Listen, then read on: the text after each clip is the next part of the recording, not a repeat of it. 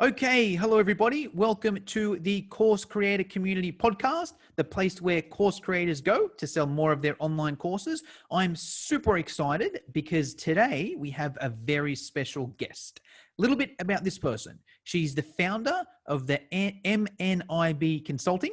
She helps online training businesses scale their impact, their team, and their revenue. I know her specifically because I've read her very popular book, Beyond Satisfaction, The Secret to Crafting a Profitable Online Course That Will Change Lives. I recommend every course creator should read that book. And when she's not doing her online business stuff, you can find her with her nose in a business book, playing designer board games, or building Lego. So anyways, without further ado, let me introduce all the way from British Columbia, the one and only Ms. Breanne Dyck. Breanne, how are you?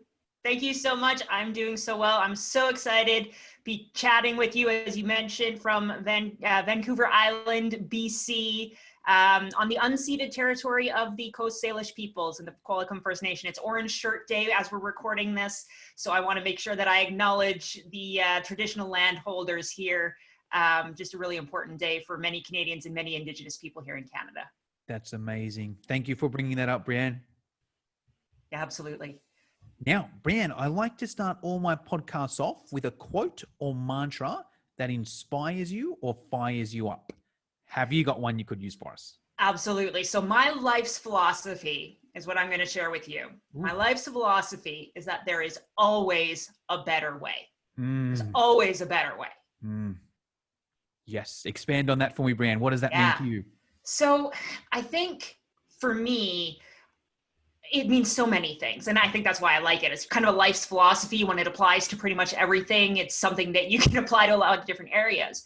But for me, what it really speaks to is if we're looking at a situation and it's like, column A, column B, I don't really like either of these options. Neither of them feel particularly good to me. There's always a better way. There's always something that takes the good stuff from column A, the good stuff from column B, and helps us chart a course that is going to be better than we could have imagined. So I see that happening in life. I know you have a fitness background, so it's true in fitness, it's true in business, it's true when you're scaling, it's true, it's true in all of the areas. There's always a better way. You never have to settle for the way that everyone says you should do it if it doesn't feel right or good to you. Yes, love that. I'll piggyback off that because I actually love that quote myself as well.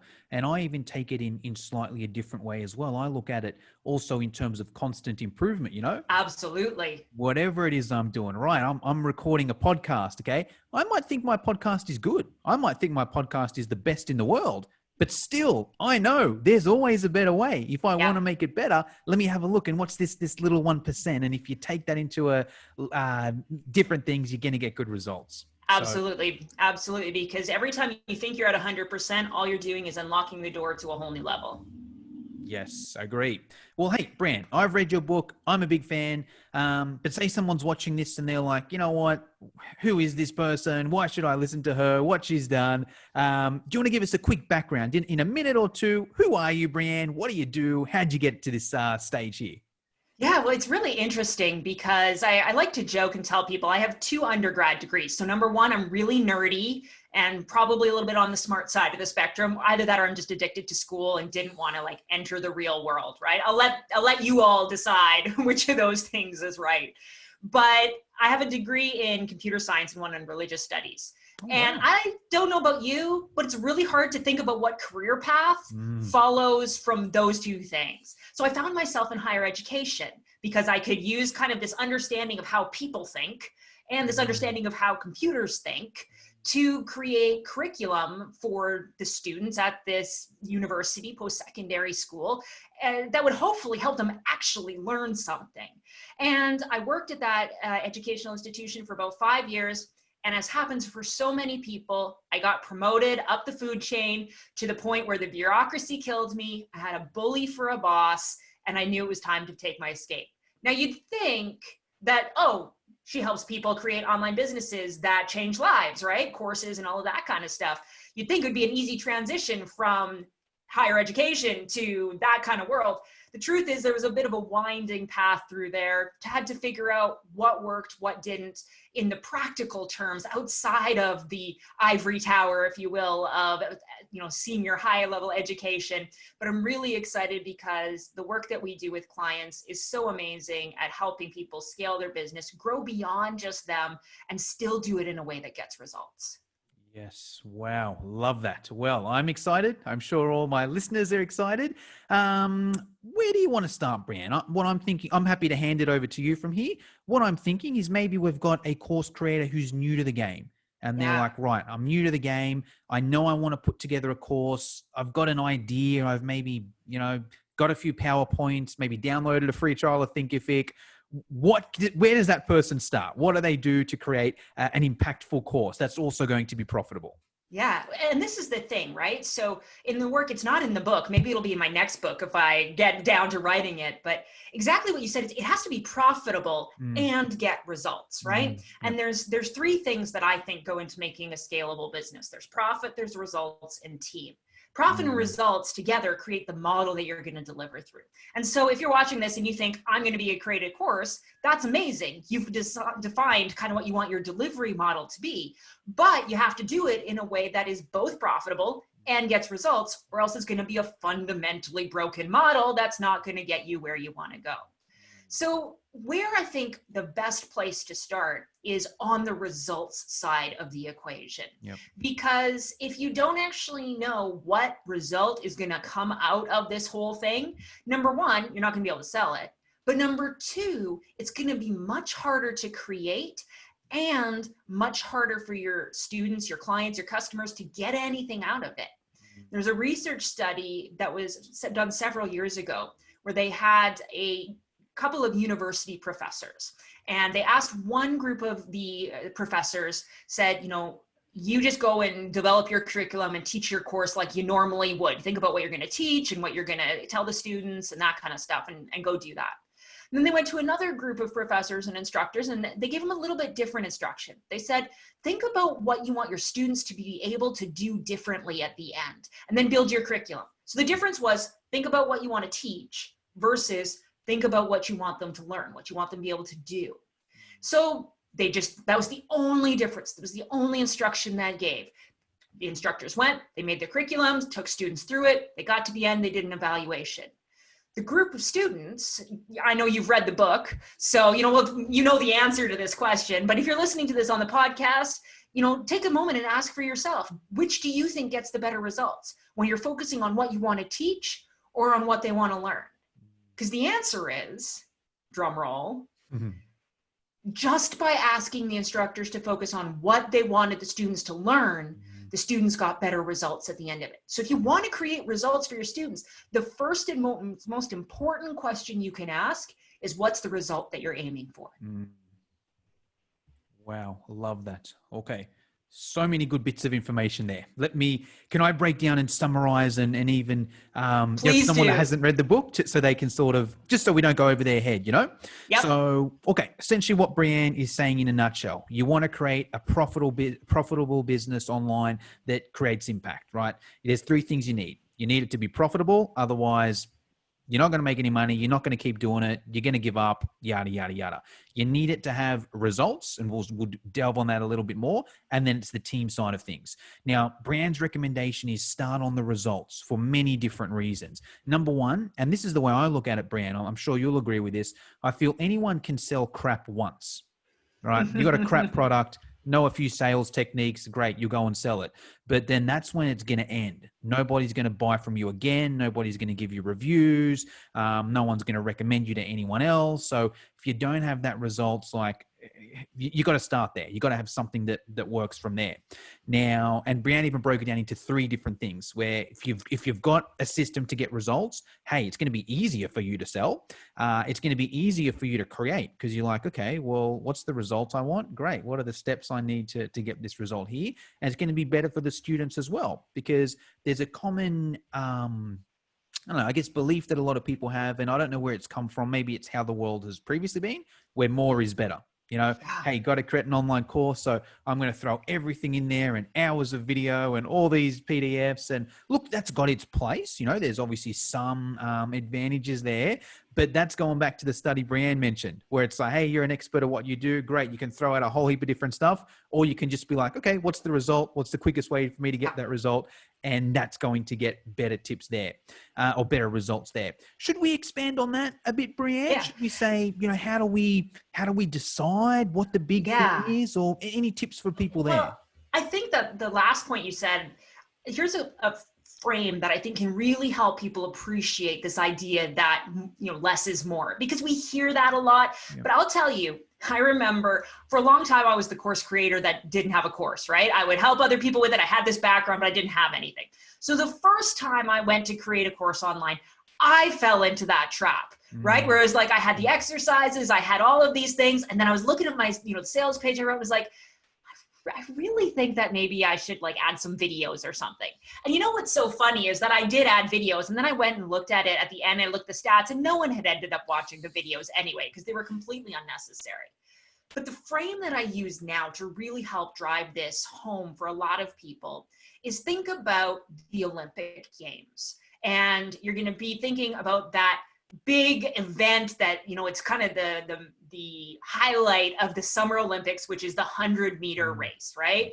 Especially the men's 100-meter. You know, who's the fastest man in the world?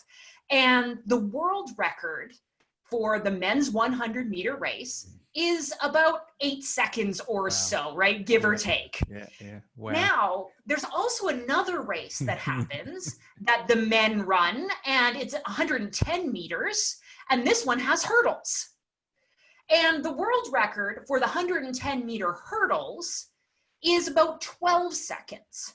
Now, the difference between 8 seconds and 12 seconds is a lot bigger than the difference between 100 meters and 110 meters, right? For those who are in a, you know, the imperial setting, that's like 9 feet, right? Like, we're not really talking about a very big difference. So what's the difference? Why did the hurdles world record take 4 seconds longer than just the regular 100 meters? It's because of the hurdles. And so when we're thinking about what we want to give our clients, our students, our customers, remember that what our clients and customers ultimately want is to get to the finish line. If they could get to the finish line without needing us at all, they would have already. Yes. So our job is to have that journey to the finish line have as few hurdles along the way as possible. So the more you can make your course or your learning experience be like the 100-meter race, where they don't have to go through a bunch of stuff. There's not a bunch of busy work. They're not watching piles of endless videos. And instead, they're only going through the things that they absolutely need to get the result. They'll be happier. It's less for you to create. And I mean, it's just magic in terms of the, as you said, the referrals, the retention, the repeat buyers, it all goes up. Yes. Wow. Love that. I've never heard that analogy, but I love it with the hurdles. And as you were saying it, another one came to my mind as well. I thought you were going to go a different way, actually. I thought you were going to say, hey, here's the 100 meters that everyone watches. Here's the 42K marathon or whatever, you know, that is so much longer and so much more, and you can watch it for hours. But no one wants to watch that, you know? That's right. What do people watch? They watch the last, 10 minutes when everyone's coming into the stadium. Yeah, absolutely. Yes, love that. Okay, cool. So I think you've given us some good tips there on the results, Breanne. Now let's say someone's got that. They're like, Breanne, hey, I'm good at what I do, right? I know how to fix someone's problem. I've managed to put that in a systemized way. You know, they can do this course. They knock it over in a couple of hours. It's everything they need to do. But and I guess there's two ways we can go here. We can either be like, how do I know there's money in this course? Let's start there, actually. How do we know someone's got a course? How do they know there's money in it? Well, ideally, you want to be selling it before you do any of the creation, right? And I'm sure you've talked about that before. We probably don't need to delve too deeply into that. But let's say that you ignored that advice, or you're just thinking about, what do I even want to do? Where do I want to begin? Where do I start? And if you're in that situation, you really have to ask, what are people already spending money on? Mm, What problems are they already spending money to solve? Because if they're looking for solutions and they're willing to spend money on those solutions, then that means that all your job is to say this solution might get you there faster, to go to that analogy, or it might get you there more easily or more quickly. You'll get different results. You've tried all these other things, they didn't work for you. I've developed this system, or I've found this path that reliably gets results. Here's what it is. And the sale becomes so much easier because you're already tapping into something that people want to buy. But remember, they're not buying the course, just like they know. I'm looking across the street. There's a dental office across the street. I don't go to the dentist because I really want to sit in the dentist's chair and have him drilling into my mouth, right? I don't go for the process. I go because I want to have healthy teeth. I don't want to have a toothache, whatever that is. Your customers are the same. If they could get the result without needing you or your course, they would. The reason that they're looking for a solution is because the other things they've tried haven't got them where they want to go. So your job is to say, you're willing to spend money on this. I have a solution that works. That's a match made in heaven. yes, love that. Okay, follow-up question with there, Breanne. How do we know that people are spending money on this? Do we, go and search on Amazon? Do we go on Udemy? Do we check out some of our competitors' products? Do we join different Facebook groups and see what's going on there? Any tips there for the listeners? I mean, pretty much just anything that you listed will work. You're limited by your creativity, right? Pretty much. And I think the important thing is to really, as you're looking at all of those different options, be willing to look broadly at the spectrum of solutions, right? Yep. Your competition, if, let's use a fitness example, since that seems to be a theme that we're on lately. Your competition isn't just the other person selling a course on how to go coach to 5K, right? Yep. Or it's not the Coach to 5K app, which is $1.99. It's not just those things, right? It's the $1.99 app. It's someone else who's selling a course. It's the local running club. It's also the person who is trying to lose weight. So they're going and buying a diet program, or they're going to train martial arts and they're taking a kickboxing class, or they're getting surgery because they are going to lose weight through surgery, right? There's all of these different things that are potential ways that people have to solve the problem, which is that I'm out of shape, I'm overweight, I don't want to live like this, I can't keep up with my kids anymore, I want to be able to run up a mountain with them when we're on vacation. That the entire span of the way that people choose to solve that problem proves that that's a problem that people are willing to solve. And it also shows you that there are people out there who expect to solve that problem for free by going to the Coach to 5K website and just doing it for free, right? There are also people who will spend tens of thousands of dollars to get that same result. Yep. And so we often think, oh, my course can only be, I'm comparing it to Udemy course, so it can only be $79, or the cap on courses online is $2,000. I heard that one a lot. The truth is, if people are going to be willing to spend $10,000, $5,000, $20,000, $100,000, what they're paying for is the result. Your only job is to be able to get them that result in a way that works. You do that, then you are truly solving that problem in a way that gets results. And that's what people pay for. Yes, love that. Wow. This is why I love your systems, Breanne. You're almost making it like, why would people not buy? It's like, hold on, I've got this system that works, that's awesome, and that's a proven result. I've gone and done some research and seen that people are already paying money on this thing here. I've got a result that's different. Why would they not buy? You make it so logically like that. There's one follow-up question I've got there, then we'll move on to the team side of things. What about, say, the marketing and sales side of things? So I know you've touched on the pre-sale. where Yeah. it's like, okay, great, I've got this system now, or even before I've got this, they might be a bit together. I've done some research, got a Yep. system that works. Cool. I see there's a gap in the market, or there's something that people are purchasing. Cool. I've got this thing, or I'm going to start create this thing. Great. I know I need to go out and pre-sell it and start a 5-week program, or, drip it every week for 5 weeks, or whatever it may be. But how do we actually find these people and sell to these people? So this is a really interesting question, because through the process of doing the stuff you talked about, you probably will have already found some people. Love it. Yep. I think where we get more tripped up is in thinking that marketing and sales are complicated. Because just look on Facebook, scroll through your timeline and see all of the different people who are advertising that they've got the right solution, they've got the right formula. You need this, you need that, you need this other thing. And if you don't have it, it's not going to work. But look, in my day, I've taken a few of those programs and I've probably worked with some of the people who created some of the other programs. They're not the flashy ones putting all the ads on Facebook because they don't need to. Their stuff works. They get referrals. They're scaling from there. But in terms of really what marketing and sales is about, is there's just a couple of really simple ingredients. You need a problem that you can solve. You need someone who is willing to pay money to solve that problem, and you need to connect the two. So when you're thinking about marketing and sales, it doesn't really matter if you do Facebook ads or a funnel or a webinar, or they all work. Okay. They all work, because otherwise people wouldn't be selling systems based on them. They might not all work for you and your market, but in the abstract, they all work, because they all are based on, you have a problem you can solve, you have people who are willing to pay money, and they connect those dots.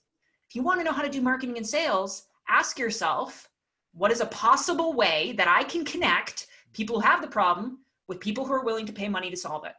Test it. See if it works. Give it 90 days, all out effort to see if it works. If it does, brilliant. You found something that works. If it doesn't, you found something that doesn't work, but you've probably also learned a lot of lessons along the way, which will make it better and easier as you go on. People want to think that sales and marketing is complicated. It's really not. The only answer that reliably works is figure out what you think will work, test it, and then see what happens. Wow, I love that. So many good points there. Again, I'll share my summaries and my learnings there. I love how you've said, just by doing that process, right? If you go out and you do some research, you speak to some people, you learn you're going to speak to people. You're going to meet people. They're going to have friends. They're going to have a network. Great. You're going to start to build your network from that way there. So I love that point there. And I love how you've just simplified it and said, hey, you've got all these different things. There's not one that works the best. And also, just because it works the best for you, Breanne, doesn't mean it's going to work the best for me. Maybe you're better at video than me. Maybe you're better at podcasting than me. Maybe more of your audience are on Facebook than mine. Maybe more of your audience is more on Instagram than mine. And I'm not saying they're not going to work. I think with social media these days, as you said, any single one of those will work. Every single person, whoever you are, whatever you're selling, I'm sure you could go on any platform and find your ideal audience there and find some way to get your info in front of them. I love how you've said, hey, pick one or pick a way and go for it. Because I think a lot of people can get confused and be like, hey, I got a course. I'm going to start a Facebook group and an Instagram and a Facebook business page and a YouTube channel and a podcast and a Pinterest. And none of them freaking work because they're not really, focusing. You're not really doing any of them. Yeah. Where it might be like, hey, you know what? I like LinkedIn. I'm going to go on LinkedIn and I'm going to connect with X amount of people per day. I'm going to do a few posts, see a few messages. Oh, a few people aren't connecting with me. Maybe I'll try changing my profile and see if that works, or using a message and see if that works. And, no one's liking my content. Okay, maybe if I change this content, will it work? And, if you... I love how you've broken it down as well, where it's like, if you do that, I know you've said 90 days. I think you could even, maybe because I've been a while on social media, right? I could probably spend, 30 days on a platform. Sure. And then decide, be like, okay, yeah. It's either great, I know how this works, I know how to scale it, or man, this is hard work. This won't work. But if there was a platform that I could do this, this, and this, maybe that would work. Hey, Instagram does that. You know what? Let me go on Instagram and go that way there. So, Yeah. The real risk is that you don't want to be hopping too fast, right? You yeah, need to allow things to actually have an opportunity to work. yeah. And that's a challenge that I see with a lot of folks who are newer to their courses or newer to their business. They don't really know what works or what not. You Mm, have to give time for things to work. yeah. And what that means is being willing to commit and say, this is what I'm willing to do. And this is how I will know if I've been successful or not. We Wow. talked about the importance of having results for your clients and in terms of them knowing what the result is so that you can help them get there. Yeah. You need to know what the result is that you're after as well. You need to know, what does success look like for me? Is it a certain number of people that reach out with a message saying, can you tell me more? Is it a certain number of calls I've booked?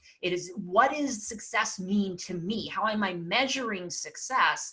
And then your experiments and the things you're trying have to be targeted toward that result, right? So if you're trying to do messenger sales on Facebook, then just say, so that's where I would do like 90 days of how can I get messenger sales on Facebook, but I might do 30 days of organic posting and realize that I'm not getting anything there. So then I have to change up my tactics, my approach, but I'm still going to be looking at the same result. My goal is to figure out, how do I get this result? Because otherwise you just start chasing all over the place. Yes, love that. I'm a huge outcome guy, so I resonate so much with that, and it's like, what's the outcome, right? It's like, let's use, I don't know, Instagram as an example. And you may say, hey, I'm doing prettier photos on Instagram. That's great. But if your goal is to build your email list, it may be related, may not be, but we've got that thing to track and let's see. So, well, and I think it's really important to recognize what is a outcome that makes sense. And what I would argue is that when you're in the early stages of, really this is at any stage of business, but especially in the early stages of business, the only metric that matters is sales. Yeah. Right? It's not even revenue, like it's not even dollar amounts. It's sales. How many people did you get? So how many people did you make an offer to? How many people made a sale? Right? Because that's a number that you can focus on growing. I need to get X number of sales. I think the best way to do that is through this particular strategy. And sales and marketing comes down to getting people to raise their hand and say they're interested, getting them to be identifying as someone that's qualified, and then getting them to say, yes, I'm in. It's very simple. We don't have to overcomplicate it.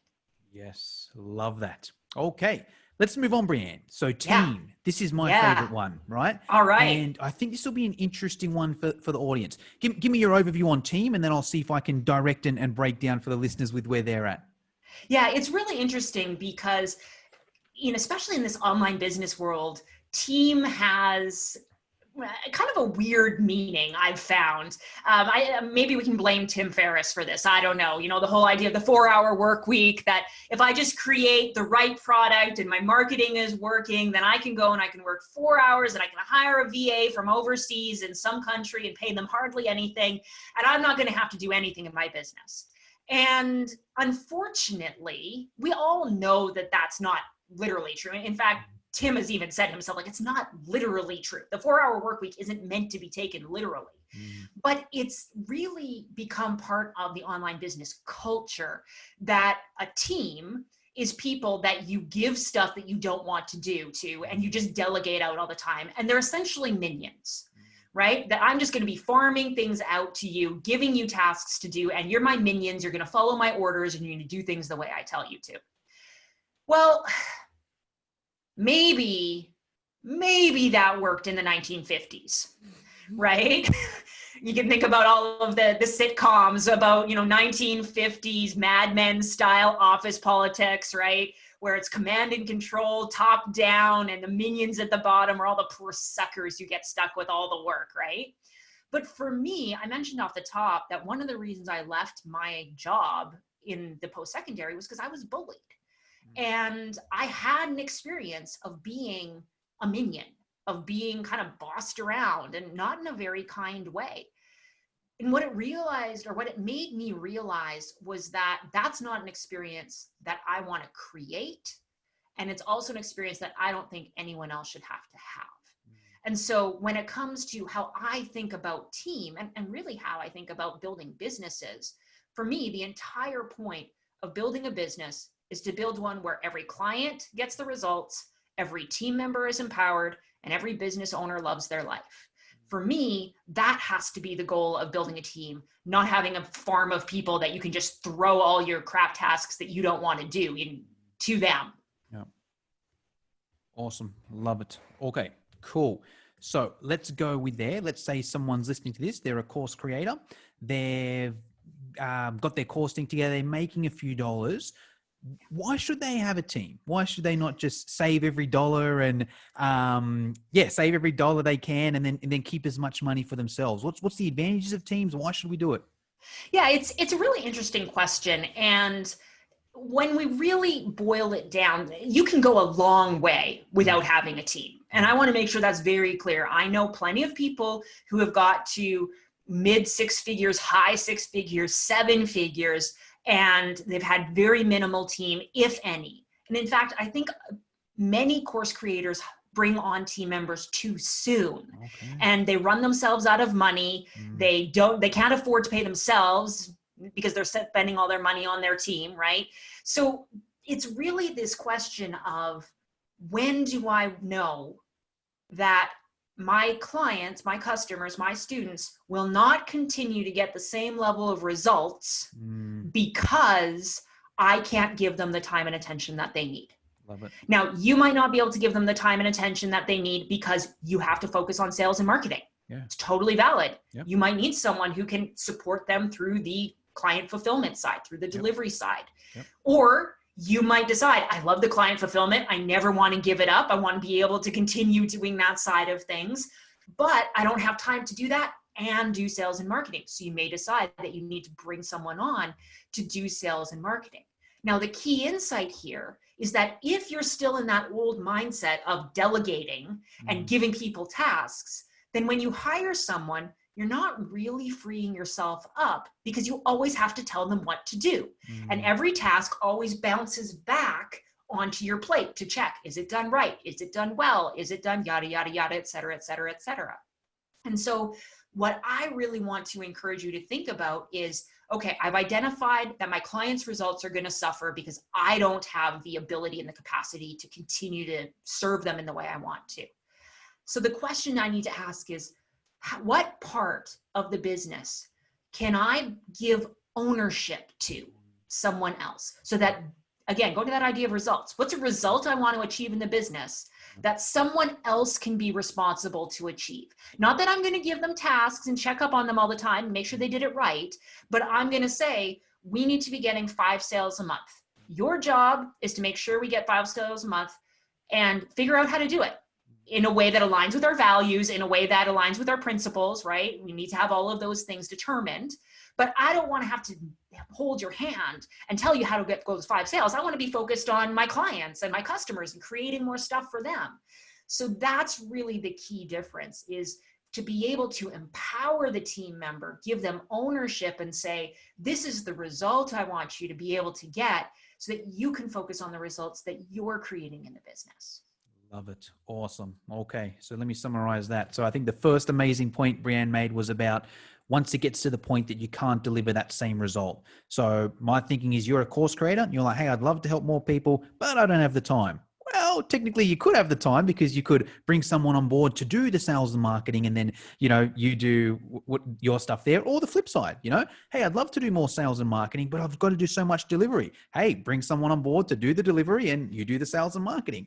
And in terms of the outcomes, right? In terms of the bringing that person on, it's like, if you have to bring that person on and micromanage them, it's going to suck for them. It's going to suck for you. So what's the outcome? Hey, I'm bringing someone on so I can make more sales. I'm currently making 5 sales a month. I want to make 10 sales a month. Hey, newbie, come on board. It's on you. Here's some tips. Here's some suggestions. I'm here if you need anything, but your job is to get 5, get creative, get and do it. And it's just so much easier for both parties that way. Yeah. So and I don't want to make it sound like you flip a switch and someone comes in and instantly gives you, 5 more sales or whatever it happens to be. Really what we're talking about is, who can you bring in that has a zone of genius that you don't? Yep. Because if you can create a team where everyone is operating in their respective zones of genius, then the team will be better in aggregate than you could ever be on your own. Mm. That's when you start really being able to have massive impact. I call it infinite scalability, because you can just keep reaching more people, reaching bigger audiences, serving more people, having more clients, making more money, all of those things, because together you've created a team that can do so much more than you ever could have dreamed of on your own. Yes, agree. Well, hey, Breanne, I want to be sensitive of your time. So there's just a few questions I like to always finish up with. One of them's around course creation platform. So everyone listening to this is going to be a course creator. Everyone uses different platforms. We've got the spectrum from Kajabi to Thinkific to LearnDash to Teachable. So my question to you, Breanne, do you have a recommended platform that you use, or how do you deliver your content to your customers? I'm going to give a part A and a part B to that answer. Part A to that answer is it doesn't matter, just pick one and then stop futzing around with it and move on to a question that's more important. Love it. Part B to that is it can be very simple. The first time that I ever delivered, actually the first time I ever took an online course, was delivered through email and Google Docs. There was no platform, there was no videos, there was nothing fancy. That was still one of the best programs I ever took. So number one, you know, don't make it overcomplicated. And then number two, just decide and then stop trying to make that decision, because there are way more important things you could be focused on. Yes, love it. Agree 100%.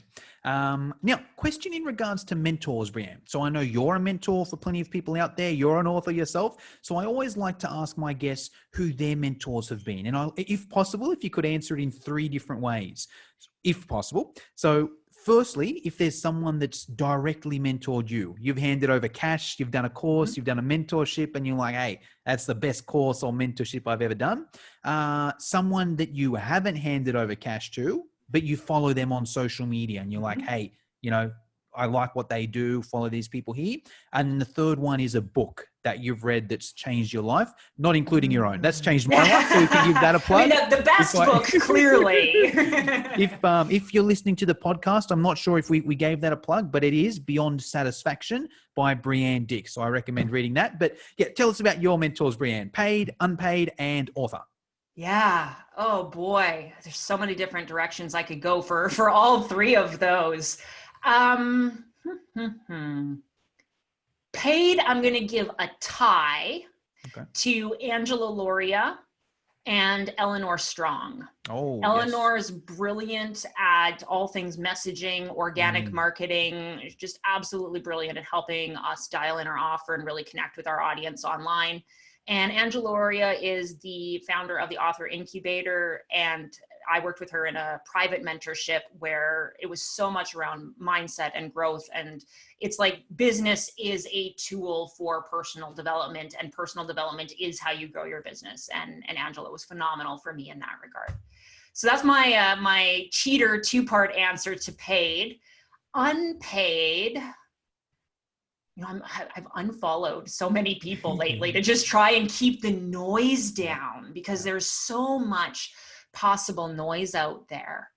You know, I think though back to a mentor I had very early on in my career. It was actually, he was my boss actually.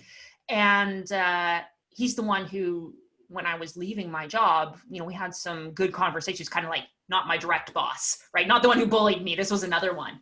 But I remember having a conversation with him, and he gave me a tool, which I still use all the time, and I use it with all of our clients, which is think about what you want your life to look like with regard to your career, right? What do you want your environment to be? What do you want your values to be? Who do you want your colleagues and your clients to be? What kind of tools do you want to use?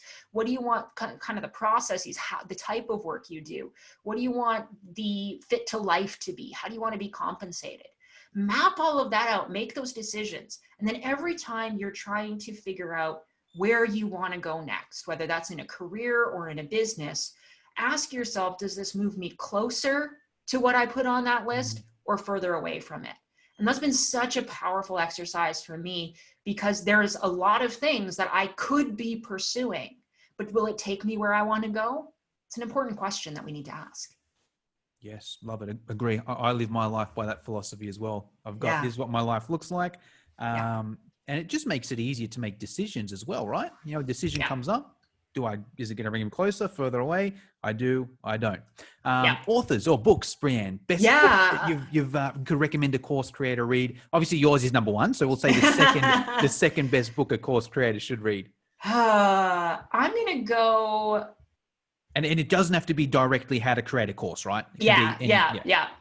I'm going to go for this conversation. I'm going to go with Straight Line Leadership by Okay. Dusan Jukic, I think is how the last name is pronounced. If you're in a situation, I mean, it's a book for when you kind of need to kick your own butt and stop messing around and make some stuff happen. It's really about how do you lead yourself? How do you lead your clients? Because I think that's something that we forget is we have a responsibility to lead our clients in the direction they want to go. Yeah. And how can you really do that in integrity and in a way that helps yourself, your clients, your team, if you have one, and all the people around you to be that next leader and be that best versions of themselves. So Straight Line Leadership, it's a pretty quick read, but very powerful. It's one I go back to quite often when I just need a little bit of motivation to keep doing what I'm doing. I haven't heard of it, but I just went on amazon.com.au then, and I'm going to download it. I see it's $10 on Kindle or $250 for the hardcover version. So I think You might want to go with the Kindle. Yeah. I think so. It must be a big book to ship to Australia or something. Yes, So something. I'll Kindle it. Breanne, there's going to be a lot of people watching this, listening to this. They're like, this woman is awesome. I'm definitely going to buy her book, but I want to follow her on social media as well. What's the best place to follow you? Is it your personal Facebook profile? You got a business page, Instagram? What's the best? I am actually not on Instagram. So, I mean, I have a profile to kind of like reserve my name, right? But I'm not on Instagram. Don't look for me there. Instead, just come and find me on Facebook. You can just search my name. I'll come right up. We do also have a business page under the Visionary CEO Academy, but my personal page is totally fine. And I am happy to accept friend requests. So don't feel weird about doing that. Awesome. If you're watching on Facebook now, just add Breanne now. I've tagged her in this. If you're listening on the podcast, I'll put a link on the show notes to Breanne's personal profile there. Breanne, that's pretty much all I wanted to get through today. Is there anything I should have asked you but didn't, or is there anything you want to finish us off with? You know, I think the really big thing is there's one thing that I think is really important for a course creator to remember. And this is especially true with a market that's becoming more saturated and more noisy than ever. And that is the human touch is always going to be important. Yep. So, you know, we talked about Tim Ferriss and the dreams of passive income. If I can really suggest one thing, it's don't try and, you know, create a system that works without you. Instead, look for a way that you can get the results profitably and be supported by a team to create the impact that you want, because it's when you have that human to human connection that you're really going to be able to help your customers and your clients get where they want to go.